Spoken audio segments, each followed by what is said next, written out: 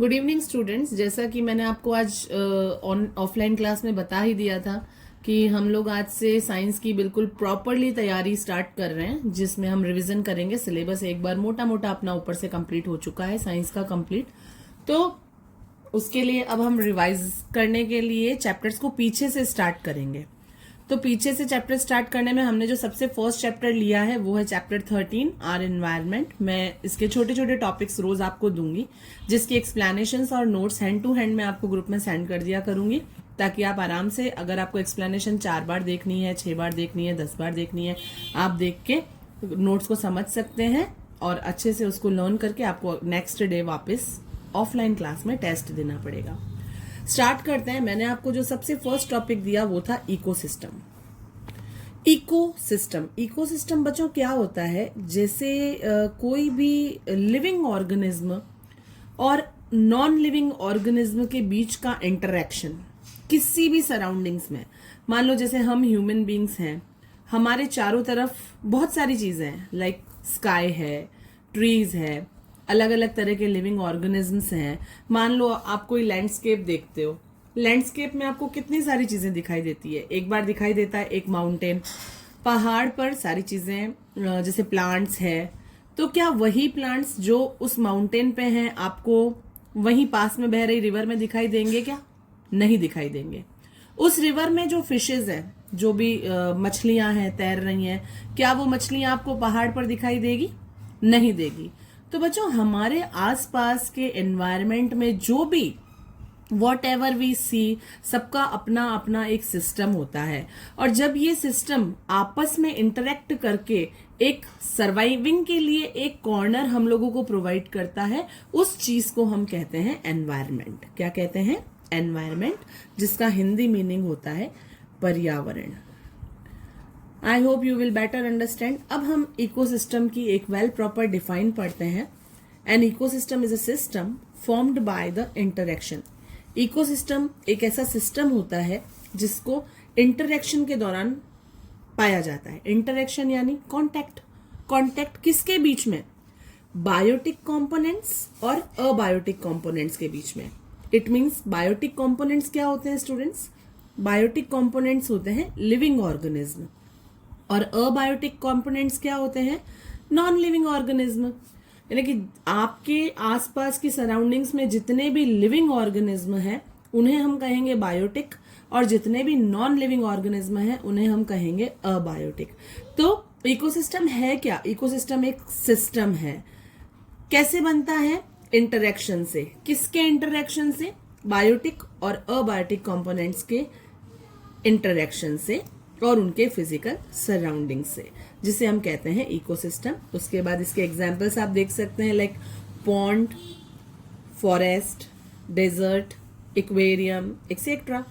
हर किसी जगह का अपना अपना क्या होता है? इकोसिस्टम होता है। जो पॉन्ड का इकोसिस्टम होगा, उसके जो ऑर्गेनिज्म होंगे वो आपको फॉरेस्ट में नहीं मिलेंगे, फॉरेस्ट का अलग इकोसिस्टम होगा। इसका इकोसिस्टम आपको डेजर्ट में नहीं मिलेगा, डेजर्ट का अलग इकोसिस्टम होगा, ये आपको एक्वेरियम में नहीं मिलेगा। तो हर चीज का अपना अपना इकोसिस्टम होता है जो इंटरेक्शन से बनता है। Now we will talk about types of ecosystem. आपको ये तो पता चल गया कि इकोसिस्टम क्या होता है। मैम, इकोसिस्टम होता है बायोटिक और अबायोटिक कंपाउंड्स के इंटरेक्शन से जो फिजिकल सराउंडिंग्स के साथ बनता है, उसे इकोसिस्टम कहते हैं। इकोसिस्टम के 2 मेन टाइप होते हैं, एक होता है नेचुरल, एक होता है आर्टिफिशियल। जो नेचुरल होता है उसको आप जानते ही हो, जैसे कोई भी लैंड हो गया, डेजर्ट हो गया, फॉरेस्ट हो गया, माउंटेन हो गया, हर किसी चीज का अपना अपना इकोसिस्टम है, जिसे हम नेचुरल इकोसिस्टम कहते हैं। इसको आप एज ए एग्जाम्पल ऐसे ले सकते हो कि आप अपनी मम्मी से रोटी ले रहे हो और कह रहे हो कि मम्मी मम्मी रोटी दे दो, तो मैं जाके उस शेर को खिला के आता हूँ, शेर भूखा बैठा होगा। ऐसा होता है क्या? ऐसा नहीं होता है। नेचुरल इकोसिस्टम का मतलब ही यही होता है कि आपको कुछ चिंता करने की जरूरत नहीं है। जो आया है उसके लिए वो खुद बंदोबस्त कर सकता है, वो खुद इंतजाम कर सकता है। इस टाइप के इकोसिस्टम को कहते हैं natural ecosystem. Ecosystem which operate in the nature by themselves, अपने आप जो ऑपरेट होता है नेचर में बिना किसी ह्यूमन इंटरफेरेंस के। इसमें कोई ह्यूमन इंटरफेरेंस नहीं होता। बात करते हैं दूसरे टाइप ऑफ इकोसिस्टम की, सेकेंड टाइप ऑफ इकोसिस्टम की, जिससे जो है आर्टिफिशियल इकोसिस्टम। ये मैन मेड होता है। ऐसा जो आदमी के द्वारा ही बनाया गया है और जिसमें प्रॉपरली ह्यूमन इंटरफेरेंस है और ये नेचर में ही ऑपरेट होता है, लेकिन इसमें मनुष्य का जुगाड़ लगा हुआ होता है। जैसे मान लो इसका एग्जाम्पल आप दे सकते हो, एक्वेरियम बनाया तो आदमी नहीं है, और इसका एग्जाम्पल आप दे सकते हो पॉन्ड। क्लियर है? तो इस तरह से 2 टाइप्स ऑफ इकोसिस्टम होते हैं। Now we will talk about components of ecosystem. Components, it means classification, or we can say that कि material कि जो इकोसिस्टम है वो कितने भागों में बटा हुआ है। तो that is biotic components and abiotic components, किन चीजों से बना हुआ है उसके बेस पे। बायोटिक कंपोनेंट्स मैंने आपको पहले ही बता दिया, दैट इज लिविंग कंपोनेंट्स। हमारी नेचर में जितने भी लिविंग ऑर्गेनिज्म पाए जाते हैं उन सभी को बायोटिक कंपोनेंट्स में कंसीडर किया जाता है, और जितने भी नॉन लिविंग कंपोनेंट्स होते हैं उन सभी को अबायोटिक कंपोनेंट्स में कंसीडर किया जाता है। बात करें बायोटिक कंपोनेंट्स की, तो बायोटिक कंपोनेंट्स स्टूडेंट्स 3 टाइप्स के होते हैं। The first one is producers, the second one is consumers and the another one is composers. First one पे आकर बात करें प्रोड्यूसर्स की, तो जो प्रोड्यूसर्स होते हैं वो ऑटोट्रॉफ्स होते हैं, जिसके बारे में मैं आपको पहले भी बता चुकी हूँ लाइफ प्रोसेसेस चैप्टर में, कि जो ऑटोट्रॉफ्स होते हैं उनको अपना खाना बनाने के लिए, अपना फूड कंसीडर करने के लिए किसी और सोर्स पे डिपेंड नहीं रहना पड़ता है। ये अपना खाना खुद बनाते हैं, और इकोसिस्टम में इन्हें प्रोड्यूसर्स कहा जाता है। प्रोड्यूसर्स का मीनिंग होता है उत्पादक, यानी जो चलाते हैं, यानी जो जिनसे हम चलते हैं। So the first biotic component type is producers, इन्हें ऑटोट्रॉफ्स भी कहते हैं। ये होते हैं green plants, algae make food by photosynthesis. Green plants और कुछ टाइप की एल्गी, जैसे काई जिसको हम बोलते हैं, ग्रीन कलर की होती है, ये अपना खाना फोटोसिंथेसिस की प्रोसेस के थ्रू बनाते हैं। फोटोसिंथेसिस स्टूडेंट्स हम लोग लाइफ प्रोसेसेस में बहुत अच्छे से समझ चुके हैं, फिर भी अगर किसी स्टूडेंट को कोई प्रॉब्लम है तो मेरे से पर्सनली क्वेश्चन कर सकते हैं फोटोसिंथेसिस टॉपिक से रिलेटेड। अदरवाइज जो प्रोड्यूसर्स होते हैं वो ऑटोट्रॉफ्स कहलाते हैं, और ऑटोट्रॉफ्स जो होते हैं वो ग्रीन प्लांट और कुछ टाइप की एल्गाई कहलाती है, जो अपना खाना फोटोसिंथेसिस के थ्रू बनाते हैं और अपने खाने के लिए किसी भी दूसरे बायोटिक कंपोनेंट पर डिपेंड नहीं रहते हैं। उसके बाद सेकंड कंपोनेंट की हम बात करें लिविंग में, बायोटिक में, तो वो है कंज्यूमर। कंज्यूमर्स वो होते हैं बच्चों जो प्रोड्यूसर्स को कंज्यूम करते हैं। जो प्रोड्यूसर्स को कंज्यूम करते हैं वो कंज्यूमर्स होते हैं, इन्हें हम हेट्रोट्रॉफ्स कहते हैं, और ये अपने खाने के लिए, अपने फूड के लिए डायरेक्टली प्रोड्यूसर्स पर कंसर्न्ड होते हैं, प्रोड्यूसर्स पर डिपेंड होते हैं।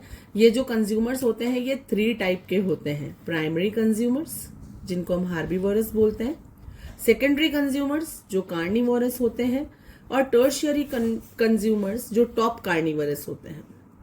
हार्बीवोरस वो होते हैं जो केवल और केवल ऑटोट्रॉफ्स यानी ग्रीन प्लांट्स को खाकर अपना सर्वाइवल पूरा करते हैं, जैसे डियर, जैसे रैबिट, ये सारे जानवर जो सिर्फ ग्रीन प्लांट्स खाते हैं, सारे एनिमल्स जो सिर्फ ग्रीन प्लांट्स कंज्यूम करते हैं, वो प्राइमरी कंज्यूमर्स में आते हैं।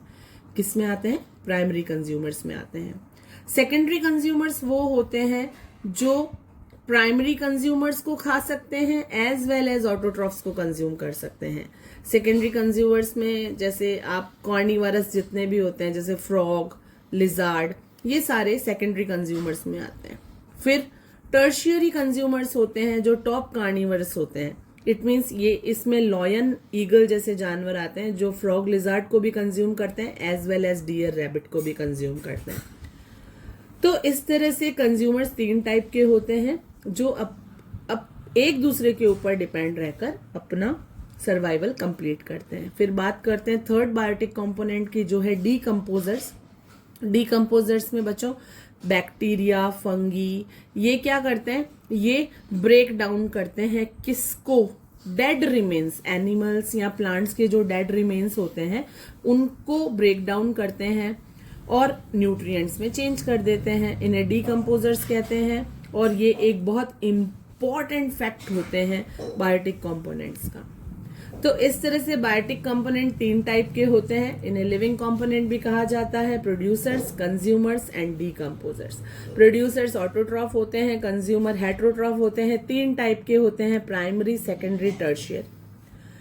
डीकम्पोजर्स वो होते हैं जो रिमेनिंग जो कचरा होता है उसको खत्म, एटमॉस्फेयर में जो कचरा होता है ना उसको डीकम्पोज करने का काम करते हैं, उसको यूजफुल बनाते हैं, यानी कि बेस्ट आउट ऑफ वेस्ट बनाते हैं। फिर हम बात करते हैं इकोसिस्टम के अनादर कंपोनेंट की, जो है अबायोटिक कंपोनेंट। ये abiotic component non living component होता है बच्चों। इसमें नॉन लिविंग में आप देख लो, सनलाइट आ गया, टेम्परेचर आ गया, एटमॉस्फेयर का वाटर आ गया, एयर आ गई, सॉइल आ गया, मिनरल्स आ गया, ये सारे के सारे अबायोटिक कंपोनेंट्स में काउंट होते हैं। Good evening students, in this video we will clear the topic food chain, that is from chapter number 13, our environment. First we will see its define, that कि food chain की proper जो define होती है बच्चों, वो यहाँ पर मैंने दी है, इसको मैं आपको समझाती हूँ। The sequence of organisms where one is eaten by another for energy transfer. Energy के ट्रांसफर के लिए, एनर्जी को ट्रांसफर करने के लिए, एक कंपोनेंट से दूसरे कंपोनेंट में एनर्जी का ट्रांसफर करने के लिए ऑर्गेनिज्म खाए जाते हैं एक दूसरे के द्वारा। उस सीक्वेंस को फूड चेन कहते हैं। बिल्कुल उसी तरह से जैसे मान लीजिए ये है हमारे प्रोड्यूसर यानी ट्रीज, इसको खाती है गॉट यानी बकरी। कौन खाती है? गॉट। गॉट को कौन खाता है? गॉट को खाता है लायन या टाइगर या जो भी, व्हाटएवर। आ गई बात समझ में? तो ये क्या हो गया? ये एक चेन बन गई, एक सीक्वेंस बन गई। तो इसी तरह से ऑर्गेनिजम्स की जो सीक्वेंस है, जहां पर एक को खाया जाता है दूसरे के द्वारा एनर्जी के ट्रांसफर के लिए, उस प्रोसेस को हम कहते हैं फूड चेन। जैसे ग्रास, ग्रास को कौन खाता है? Grass hopper. ग्रास हॉपर को कौन खाता है? फ्रॉग। फ्रॉग को कौन खाता है? स्नेक। स्नेक को कौन खाता है? ईगल। क्या हो रहा है बच्चों? एनर्जी ट्रांसफर हो रही है, एक सीक्वेंस बन रहा है जिसमें एक जो है वो दूसरे को खा रहा है एनर्जी के ट्रांसफर के लिए। इस प्रोसेस को हम कहते हैं फूड चेन। इससे हमें सीखना ये है कि always start with the producer and ends with the top consumer. ये स्टार्ट हमेशा, फूड चेन जो होती है वो स्टार्ट हमेशा कंज्यूमर से होती है, नहीं सॉरी, स्टार्ट हमेशा प्रोड्यूसर से होती है और एंड हमेशा टॉप कार्निवरस से होती है। स्टार्ट हमेशा प्रोड्यूसर से होती है और एंड हमेशा टॉप कंज्यूमर से होती है। और इसमें एनर्जी का जो डायरेक्शन होता है, फ्लो ऑफ एनर्जी का जो डायरेक्शन होता है, वो हमेशा वन वे होता है, उल्टा पुल्टा नहीं होता है, टेढ़ा मेढ़ा नहीं होता है, वन वे होता है। इसके बाद हम बात करेंगे फूड वेब की, जिसको हिंदी में कहा जाता है खाद्य जाल। फूड चेन को हिंदी में कहा जाता है खाद्य श्रृंखला। तो बात करते हैं फूड वेब यानी खाद्य जाल की। सबसे पहले इसकी डिफाइन देखते हैं। इसमें होती तो फूड चेन ही है, लेकिन वन वे में नहीं होती है, यानी कि जो एनर्जी ट्रांसफर है वो वन वे में नहीं होता है, एक वेब की तरह, एक जाल की तरह इसका सीक्वेंस होता है। So a network of interlinked food chains, बहुत सारी फूड चेन्स का नेटवर्क जो आपस में इंटरलेक्ट होता है, इंटरलिंक्ड होता है एक इकोसिस्टम में, उसे हम कहते हैं फूड वेब। ये फूड वेब इकोसिस्टम को स्टेबिलिटी प्रोवाइड करता है। जैसे ही एक जाति कम होती है तो दूसरी क्या करती हैं? उस रोल को कंप्लीट कर देती हैं। इस प्रोसेस को कहा जाता है food web. Good evening students, as we know that yesterday we have started chapter 13 as a revision of science, our environment chapter, and we have done 3 topics like ecosystem, food chain and food web. I hope you have understand these topics. Today we will start with environmental problems, the next topic of this chapter. So हम start करेंगे environmental problems topic के साथ। बच्चों, जैसा कि environment क्या होता है इसको आपने कल भी पढ़ा था कि environment हमारे चारों तरफ की जो सराउंडिंग्स होती हैं, उसमें अवेलेबल गैसेस, उसमें available biotic compounds, abiotic compounds, सभी को मिलाकर जो हमको सर्वाइवल के लिए प्रॉपर एडेप्टेशंस प्रेजेंस करवाता है, उसको हम कहते हैं एनवायरनमेंट। लेकिन बच्चों कभी कभी क्या होता है कि आपने एक कहावत तो सुनी होगी कि अति हर चीज की खराब होती है। तो हम इंसान जो होते हैं, हम जो ह्यूमन बींग्स हैं, हम इतने सेल्फिश हो गए कि हम हमारी सेल्फिशनेस की पूर्ति करने के लिए एनवायरनमेंट के साथ छेड़छाड़ करने से भी बाज नहीं आते हैं, और खूब सारी ऐसी चीजें कर बैठते हैं जिससे हमें प्रॉब्लम होती है। काफी बीमारियां, तुमको पता ही है, आप सब लोगों को पता होगा कि पहले के टाइम में जो नॉर्मल एज थी, लाइफ साइकिल की जो एज थी वो थी 105 ईयर्स, और अभी जो नॉर्मल लाइफ साइकिल है ह्यूमन बींग्स का वो 50 या अप्रोक्स 60 पर ही खत्म हो जाता है। ऐसा क्यों हो रहा है? क्योंकि ये जो छेड़छाड़ है ना बच्चों नेचर के साथ हमने की है, ये जो प्रॉब्लम्स आ रही हैं जिन्हें हम इन्वायरमेंटल प्रॉब्लम्स कहते हैं, ये हम लोगों की वजह से आ रही है, क्योंकि हमने अपनी सेल्फिशनेस को पूरा करने के चक्कर में कहीं ना कहीं नेचर को बहुत बुरा नुकसान पहुंचाया है। तो इसी से रिलेटेड है टॉपिक एनवायरमेंटल प्रॉब्लम्स। चलिए क्वेश्चन देख लेते हैं। What are environmental problems? Environmental problems are harmful changes that happen in our surroundings due to human activities. Environmental problems वातावरणीय समस्याएं एक नुकसानदायक बदलाव है, नुकसानदायक परिवर्तन है, हार्मफुल चेंजेस हैं जो हमारी सराउंडिंग्स में होते हैं। क्यों होते हैं? ड्यू टू ह्यूमन एक्टिविटीज के कारण होते हैं। और ये इफेक्ट करता है एयर को, वाटर को, सॉइल को और बहुत सारे लिविंग ऑर्गेनिज्म को। ऑलमोस्ट सभी लिविंग ऑर्गेनिज्म को इन चीजों से प्रॉब्लम होती है। नाउ वी सी नेक्स्ट, हम देखते हैं कि मेजर कॉजेज क्या है इन एनवायरमेंटल प्रॉब्लम के। जो मेन रीजंस हैं, मेजर कॉजेज हैं, वो क्या है? इनमें सबसे पहले आता है डिफॉरेस्टेशन। डिफॉरेस्टेशन का मतलब होता है कि अपने स्वार्थों की पूर्ति करने के लिए हमने पेड़ों को इस कदर काट दिया है कि जंगलों के जंगल गायब कर दिए हैं, फॉरेस्ट के फॉरेस्ट हमने रिड्यूस कर दिए हैं, और इससे नेचर बुरी तरह से इफेक्ट हुई है। पेड़ों को काट देना, ऑक्सीजन को रिड्यूस हो जाना और कार्बन डाइऑक्साइड का इंक्रीज हो जाना, सबसे बड़ी एनवायरमेंटल प्रॉब्लम है हमारी।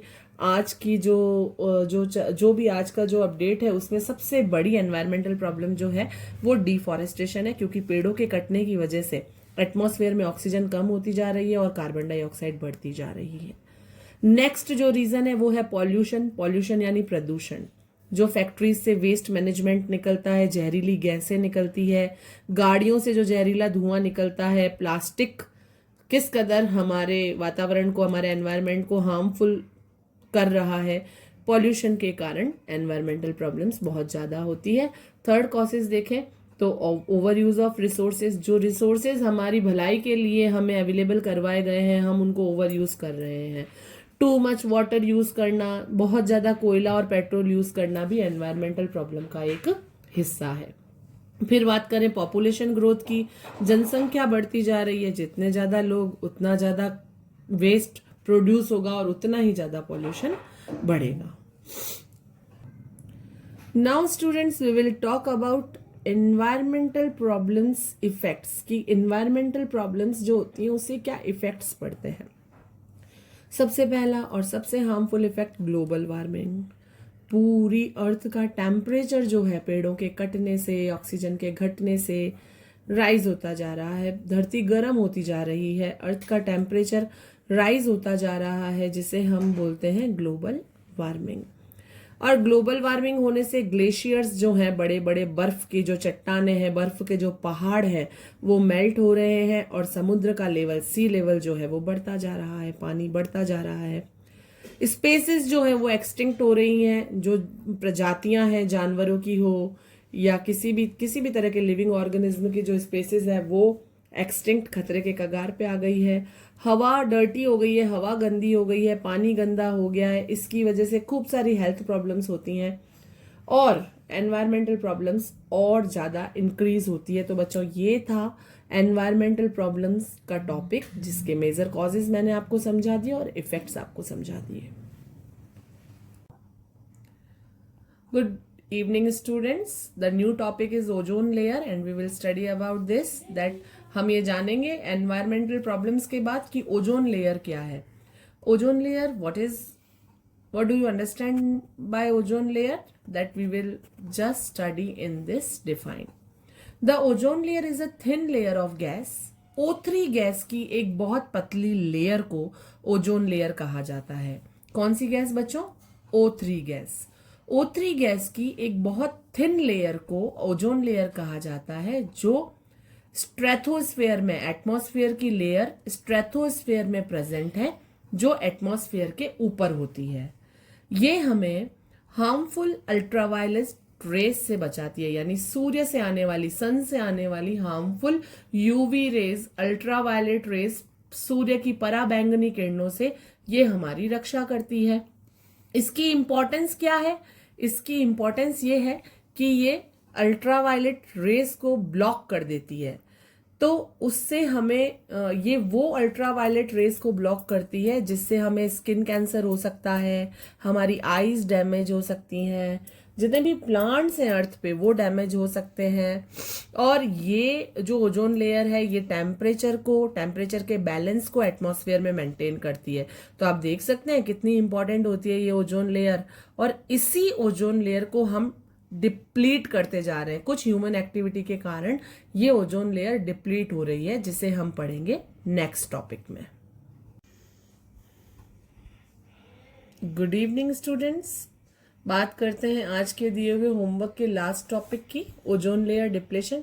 डिप्लेशन यानी टूटना, डिप्लीट होना, घस जाना, किसी भी चीज का घस जाना, डिप्लीट हो जाना. तो क्या है ये ओजोन डिप्लेशन?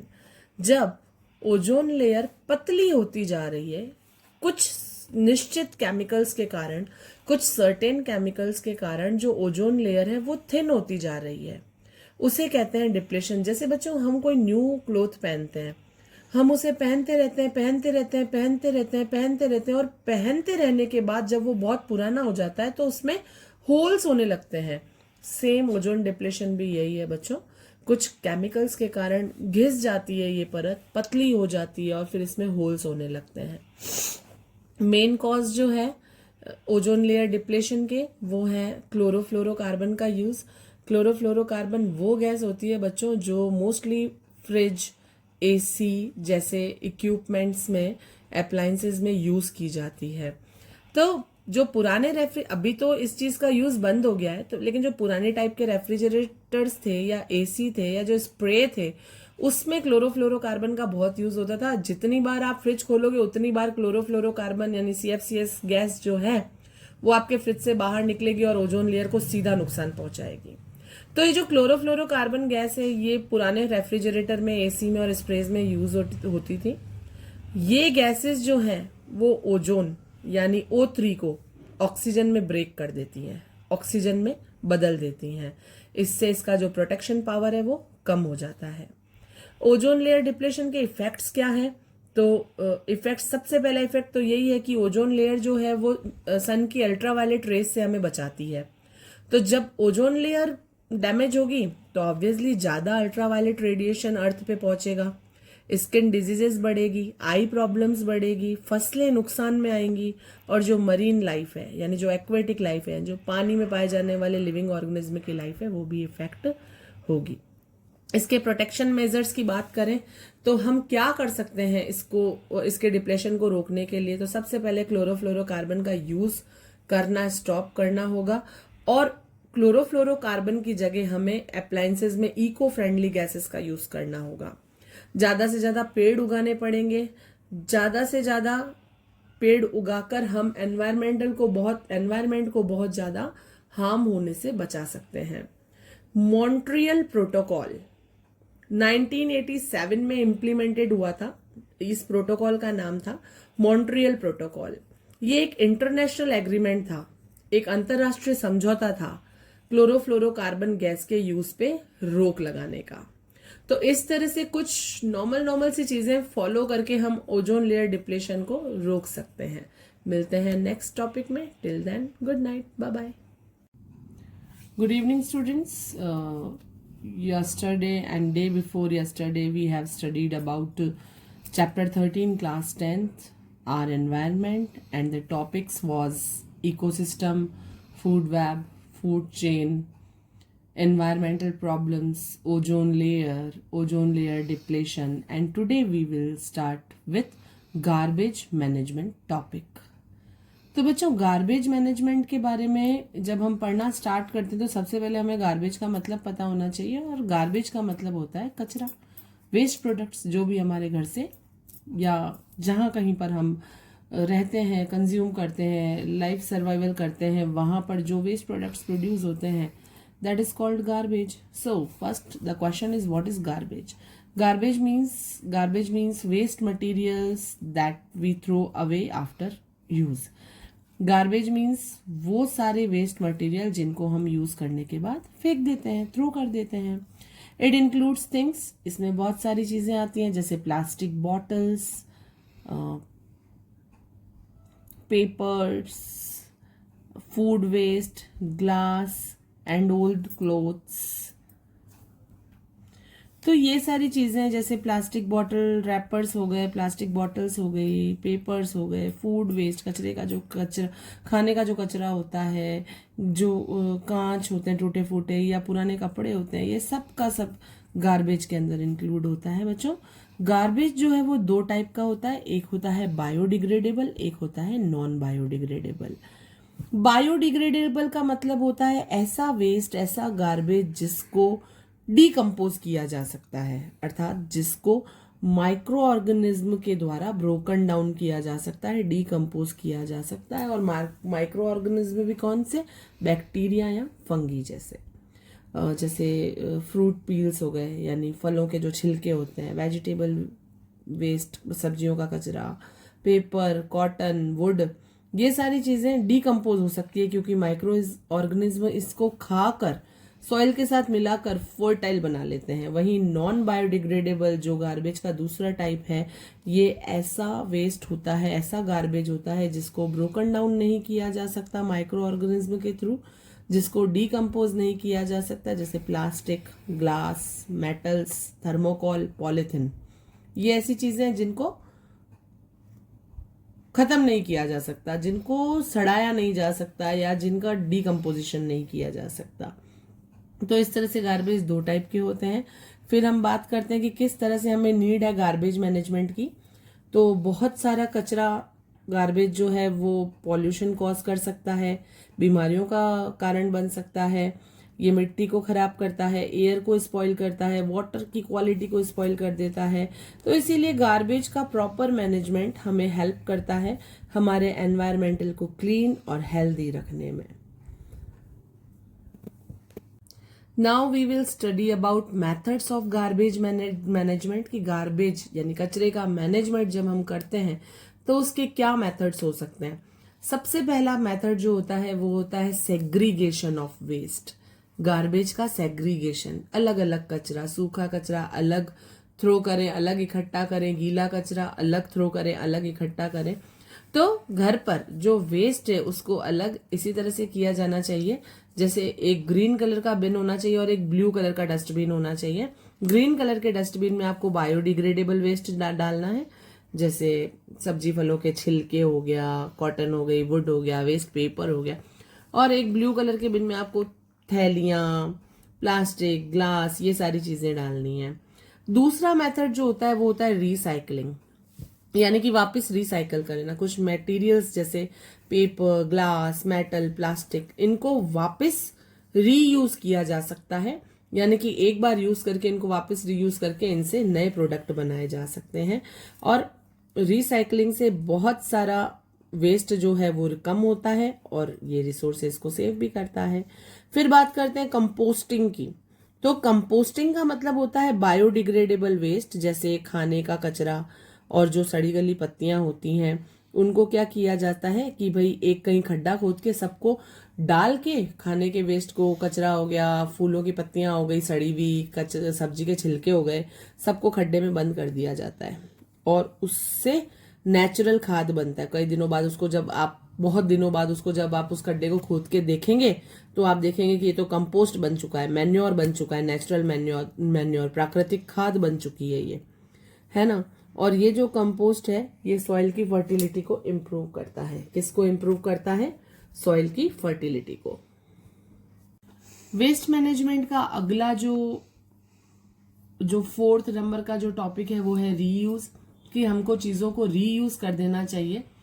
उनको फेंकने के बजाय हम उनका कुछ और यूज कर सकते हैं, जैसे ओल्ड जार्स हो गए, स्टोरेज कंटेनर हो गए, या कपड़े हो गए। उनको जैसे भाई ओल्ड जार्स हैं, बड़े बड़े डब्बे पुराने हो जाते हैं, तो उनको हम कुछ ना कुछ सामान डाल के स्टोरेज कंटेनर्स बना सकते हैं। जो ओल्ड क्लोथ्स हैं, पुराने कपड़े, उनको हम क्लीनिंग क्लोथ्स के रूप में यानी डस्टिंग के रूप में या कैसे भी यूज कर सकते हैं। जो नेक्स्ट पॉइंट है वो है रिड्यूसिंग वेस्ट।